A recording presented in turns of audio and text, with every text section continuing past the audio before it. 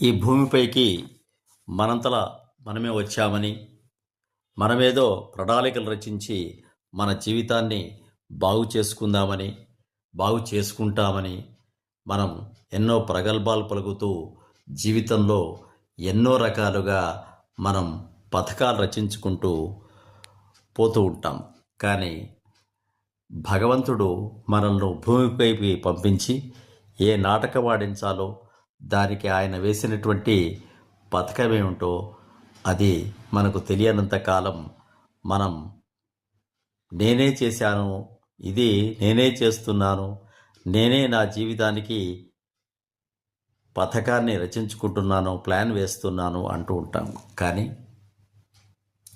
God's plan is always the best. భగవంతుడు మన జీవితానికి ఇచ్చేటువంటి ప్లాన్ చాలా గొప్పది, చాలా మంచిది కూడా. కానీ అది తెలియక మనం ఎన్నో రకాలుగా ప్లాన్స్ వేస్తుంటాం. భగవంతుడు రచించిన ఆ ప్లాన్, ఆ ప్రాసెస్ అంతా, ఆ పథకం అమలుపరచడానికి కావలసిన నియమ నిబంధనలు, అనుసరించాల్సిన వ్యూహాలు ఒక్కోసారి చాలా బాధాకరంగా, కష్టంగా కూడా ఉండవచ్చు.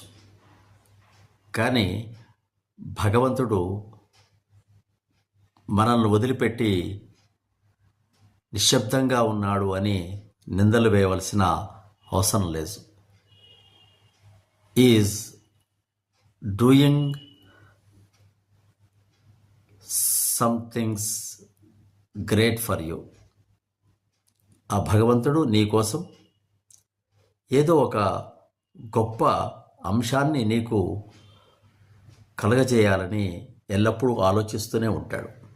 కాబట్టి ఆయన వ్యూహరచనలో మనం నడవాలే తప్ప మనకు మనం వ్యూహరచన చేసుకోవడానికి సమర్థులం కాదు. ఏది నీకు కావాలో, ఎంత కావాలో, ఎక్కడ కావాలో, ఎలా కావాలో ఆయనకు తెలుసు. అది ఆయనే ఇస్తాడు.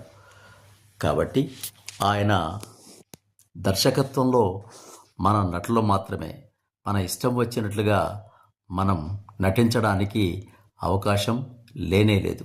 కావున జరిగే ప్రతి సంఘటన భగవంతుని ఇచ్ఛా లీలా విలాసంగా మనం భావించినట్లయితే జీవితం ఒక లీలగా, ఒక హేళగా, ప్రశాంతంగా సాగుతుంది. సబ్స్క్రైబ్ ఆచార్య శ్రీ